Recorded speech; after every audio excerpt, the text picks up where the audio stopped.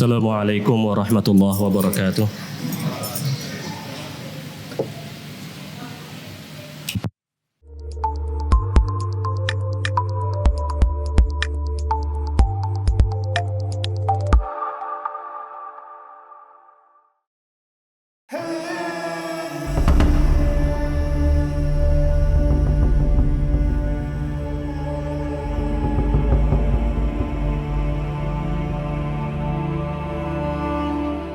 Alhamdulillah.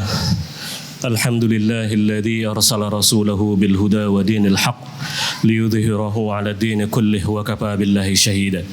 Asyhadu an la ilaha illallah wahdahu la syarika lah wa asyhadu anna sayyidana Muhammadan 'abduhu wa rasuluhu la nabiyya ba'dah. Allahumma salli wa sallim wa barik ala sayyidina Muhammad wa ala alihi wa sahbihi wa mawala.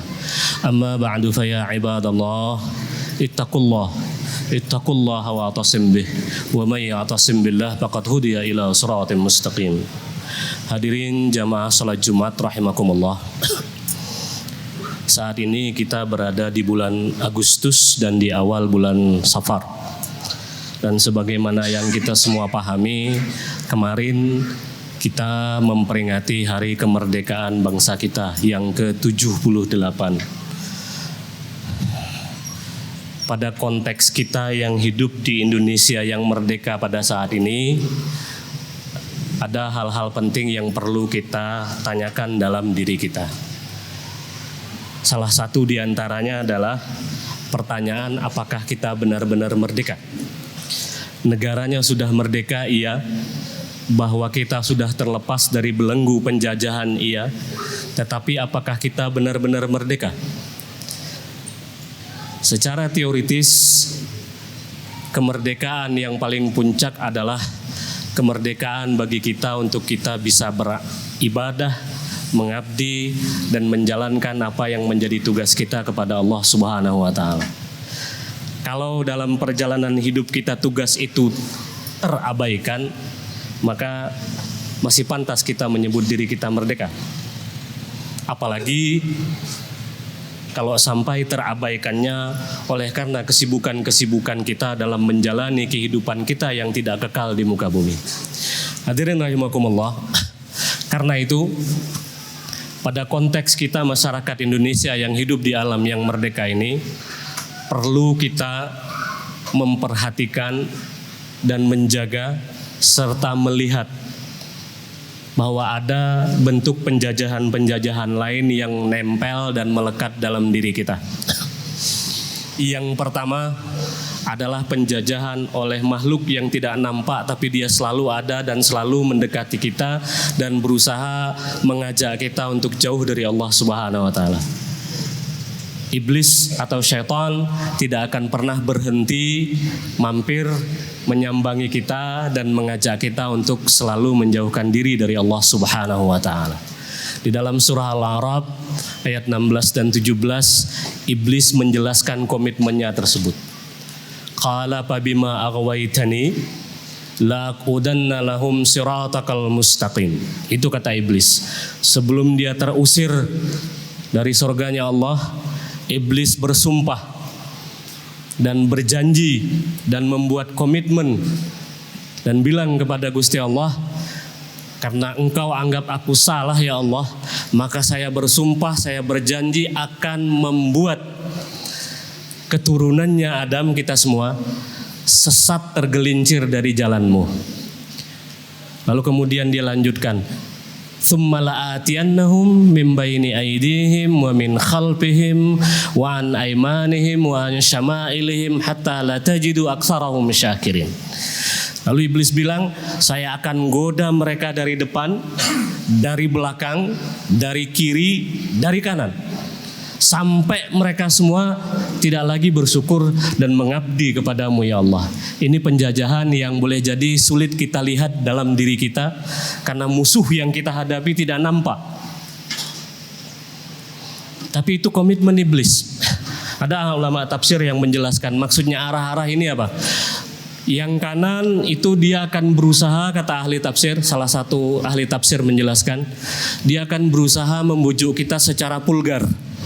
Dia akan goda kita Dia akan ajak kita untuk benar-benar membangkang kepada Allah dengan berbagai cara secara vulgar. Ada panggilan sholat, kita diajak untuk tidak sholat.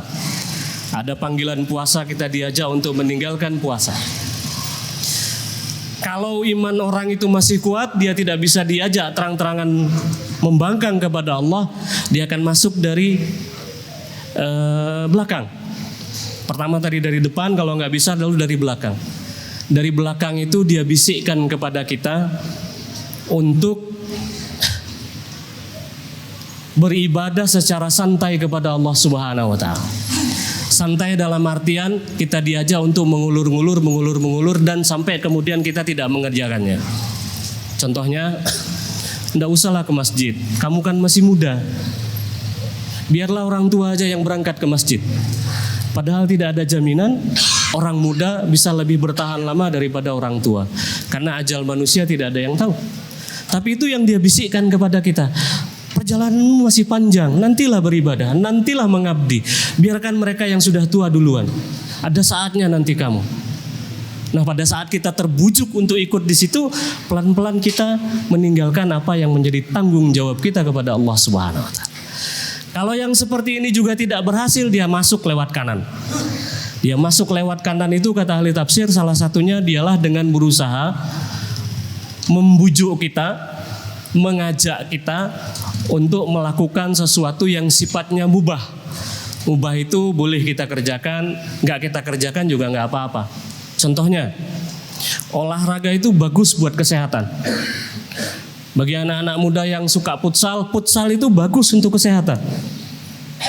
Tapi kalau berangkat pergi futsalnya sebelum waktunya masuk zuhur, sampai azan asar kita masih berada di lapangan olahraga, menjelang maghrib baru mau pulang, itu dia berhasil menggoda kita, menjadikan olahraga itu fasilitas kita membangkang terhadap Allah Subhanahu wa Ta'ala. Karena apa? Yang kita tinggalkan sholat zuhurnya, sholat asarnya, bahkan boleh jadi maghribnya juga bablas. Itu cara-cara halus dia berusaha membujuk kita, menjajah kita, mengajak kita untuk pelan-pelan meninggalkan Allah Subhanahu wa Ta'ala. Kalau yang seperti ini juga tidak berhasil, baru dia masuk dari kiri. Dari kiri itu kata salah seorang ahli tafsir menjelaskan kepada kita, dia bisikkan apa yang suka kita lakukan. Dia ajak kita untuk memacu melakukan hal itu lebih banyak lagi dengan intensitas yang lebih tinggi. Tapi ada satu hal yang dia alihkan. Dia alihkan komitmen dan niat kita dalam melakukan hal tersebut. Kalau kita rajin ke masjid untuk sholat berjamaah, itu dia bisikkan kepada kita, ayo berangkat. Kalau perlu sebelum mbah kaumnya ngidupin suara azan di masjid, berangkat duluan. Kita yang terbiasa bersedekah, dia bujuk kita untuk silakan perbanyak sedekahnya. Tapi nanti yang dia geser sedikit adalah niat kita. Ketika kita berangkat mau berjamaah itu, niat kita dialihkan bukan karena Allah tetapi agar dipuji oleh orang lain. Ketika kita bersedekah itu, niatnya adalah bagaimana kemudian dengan sedekah itu orang menganggap kita sebagai orang yang dermawan, orang yang mampu, orang yang mau berbagi dan lain sebagainya. Sedikit dia alihkan, habis pahala kita. Nah, itu bagian dari komitmen bagaimana dia berusaha menjajah kita. Nah, masalahnya kita tidak bisa lihat iblis itu seperti apa, syaitan itu seperti apa. Di setiap tikungan, di setiap tempat dia berusaha mengajak kita, menjajah kita, membisikkan banyak hal kepada kita agar pelan-pelan kita menjauh dari Allah Subhanahu wa Ta'ala. Yang kedua, penjajahan yang juga harus kita perhatikan, harus kita jaga dan harus kita antisipasi adalah penjajahan oleh hawa nafsu kita sendiri. Setiap kita dibekali dengan hawa nafsu. Dan boleh jadi hawa nafsu kita itu kalau membaca pesannya ayat Al-Quran, la ammaratun bisu, mengarahkan kita kepada melakukan banyak hal yang tidak Allah sukai. Dan tentu kita masing-masing lah yang bisa mengenal apa dan bagaimana hawa nafsu yang kita miliki. Kalau dia bisa kita pahami, kita jaga, kita perhatikan, mungkin dia tidak akan leluasa bergerak untuk menjajah dan mendominasi diri kita. Tapi kalau dia kita turutkan, maka sampai kapanpun keinginan hawa nafsu itu tidak akan pernah ada titik puas dan tidak akan pernah ada titik selesainya. Sampai kapan? Kalau bahasanya Al-Quran, hatta dzurtumul maqabir. Ketika kita sudah masuk ke dalam kubur, baru kita menyadari bahwa ternyata apa yang kita usahakan, apa yang kita kerjakan, apa yang kita cari tidak membawa kita kemana-mana. Barangkali kita bisa belajar dari konsep yang disebut dengan teori hedonic treadmill. Treadmill itu alat olahraga yang biasa kita jumpai di pusat-pusat kebugaran. Treadmill itu alat di mana kita bisa berjalan cepat di atasnya, berlari dengan cepat di atasnya, dan seterusnya. Teori ini menjelaskan bahwa capaian kebahagiaan manusia itu tidak akan pernah ada sampai pada satu titiknya, bahkan boleh jadi kembali ke titik awal karena dia tidak akan pernah bisa mencapai apa yang diinginkan tersebut. Apalagi kalau ukurannya itu adalah keinginan hawa nafsu. Seperti orang yang olahraga di atas treadmill itu, seberapa kencang pun dia berlari, tidak akan pernah mendahului treadmillnya. Tidak akan pernah dia lebih duluan sampai daripada alatnya. Terjatuh mungkin ya. Sama. Kita bisa bayangkan dalam kehidupan kita. Saat kita punya pekerjaan dan mungkin awal-awal kita bekerja, gaji kita mungkin baru sekitar 4 jutaan. Maka keinginan kita akan sesuai dengan atau setara dengan 4 juta yang kita miliki itu. Mungkin kita ingin punya motor. Kita usahakan punya motor. Nggak bisa beli yang baru, kita beli yang bekas. Kalau perlu nyicil dengan anggaran gaji 4 jutaan itu. Begitu gaji kita naik dalam beberapa tahun kemudian menjadi 10 juta, keinginan kita juga ikut naik. Boleh jadi motor lama kita jual, kita ganti dengan motor yang baru. Beberapa tahun kemudian gaji kita naik lagi menjadi 20 juta. Keinginan kita juga setara dengan 20 juta itu. Mungkin motor kita jual, kita ganti dengan mobil. Demikian. Seterusnya seperti itu. Persis seperti orang yang berlari di atas alat tadi, dia gak akan pernah mendahului. Demikian juga dengan level kebahagiaan kita. Kalau ukurannya keinginan hawa nafsu, maka hawa nafsu kita itu tidak akan pernah ketemu titik puasnya. Sampai kapan? Hatta dzurtumul maqabir.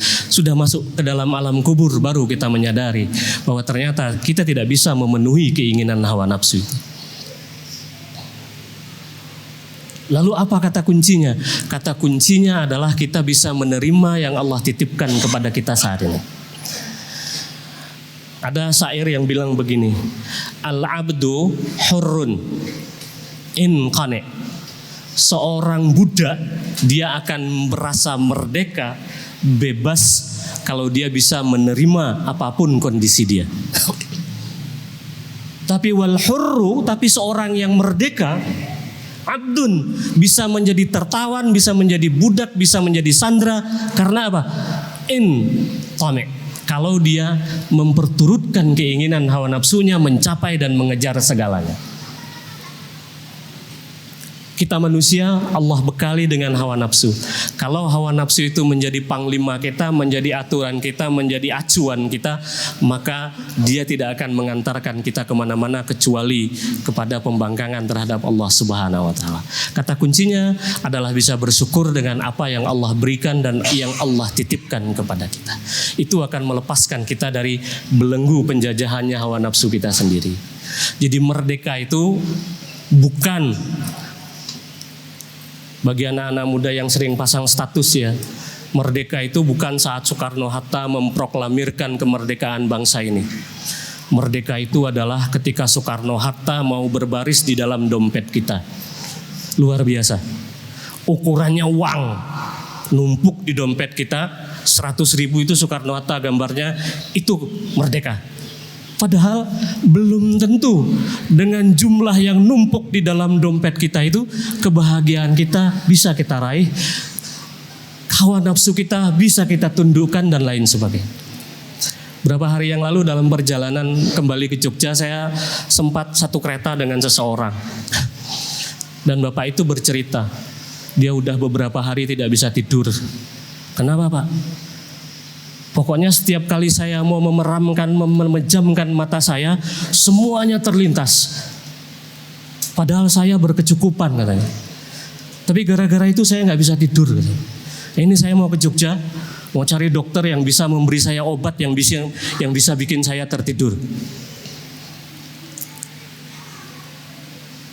Karena apa? Karena keterikatannya kepada apa yang dia miliki.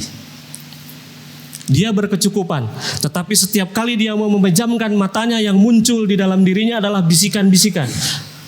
Nanti kalau kamu tidur rumahnya kebakaran, usahanya bangkrut, istrinya diambil orang, dan seterusnya.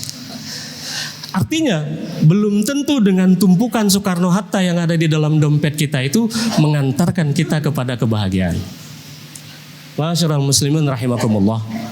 Ada seorang motivator yang suatu hari diundang untuk memberikan seminar tentang kebahagiaan. Datanglah dia pada hari H itu. Dalam satu ruangan besar ada ratusan peserta seminar yang ingin mendengarkan teori dia tentang kebahagiaan. Ternyata dia datang ke situ tidak bawa paper, tidak bawa makalah, tidak bawa laptop, hanya membawa sebungkus balon.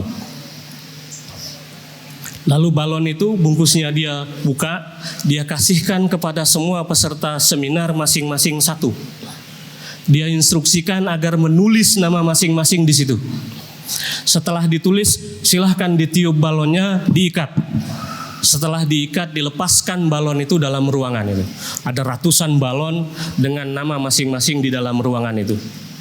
Lalu dia bilang kepada peserta seminar itu, saya beri kamu waktu 10 menit, cari namanya masing-masing. Maka bisa dibayangkan ratusan orang yang ada dalam ruang seminar itu berlomba-lomba mencari balon dengan namanya. Otomatis sikut sana, sikut sini, sepak sana, sepak sini. 10 menit tidak selesai, 15 menit tidak selesai. Akhirnya kata motivatornya, stop dulu. Sekarang saya beri waktu kamu cukup sekian detik. Ambil satu balon, berikan kepada orang yang namanya tertulis di balon itu. Dalam hitungan sepersekian detik, semua balon terdistribusikan dan nyampe kepada para pemiliknya masing-masing. Saya tidak perlu berteori, kata motivator ini. Bagi saya itulah kebahagiaan. Yang kita lakukan dengan menyikut sana, menyikut sini, menerjang sana, menyepak sini, belum tentu bisa menyelesaikan dan mengantarkan kebahagiaan kita. Ternyata bahagia itu sederhana ketika kita bisa memberikan apa yang menjadi hak orang lain kepada pemiliknya. Karena apa? Pada saat yang sama, hak kita pun dikembalikan oleh orang lain kepada kita. Jadi kalau kemerdekaan itu ukurannya adalah semuanya, boleh jadi semuanya itu bisa mengantarkan kita pada pembangkangan kepada Allah Subhanahu wa taala. Oleh karena itu kita, Allah berikan kemerdekaan, kita mengisi kemerdekaan itu pada hari ini dan hari-hari selanjutnya. Kita sudah menikmatinya dalam rentang waktu yang cukup lama. Maka kemudian mari kita baca dalam introspeksi diri kita masing-masing, apakah kemerdekaan itu juga membekas dalam diri kita masing-masing. Masihkah kita terikat dengan materi kita? Masihkah kita enggan beribadah? Masihkah kita merasa pada saat ada panggilan untuk mengabdi kepada Tuhan teralihkan oleh panggilan-panggilan kehidupan kita di dalam dunia ini, panggilan-panggilan yang lain, tugas-tugas kita, kewajiban-kewajiban kita. Maka dengan semangat untuk mengintrospeksi diri itu, mari pada hari ini dan seterusnya kita menjadikan diri kita adalah hamba Allah yang merdeka. Dan puncak kemerdekaan itu adalah ketika kita bisa sepenuhnya menyerahkan diri kepada Allah, mengabdi kepada Allah tanpa dibebani, diikat, digondeli oleh apapun yang terikat dengan kita. Semoga hadirin rahimakumullah pada hari ini adalah hamba-hamba Allah yang merdeka secara sejati, merdeka dalam berproses mengabdi kepada Allah, dan merdeka dalam berproses mengamalkan semua apa yang menjadi perintah Allah, dan merdeka untuk memilih untuk tidak melakukan hal-hal yang Allah larang dalam berbagai aspek kehidupan kita. Amin ya rabbal alamin. Barakallahu li wa lakum fil Qur'anil azim wa nafa'ani wa iyyakum bima fihi minal ayati wa dzikril hakim wa taqabbala minni wa minkum tilawatahu innahu huwas samiul alim wa qul ghaffir warham wa anta khairur rahimin.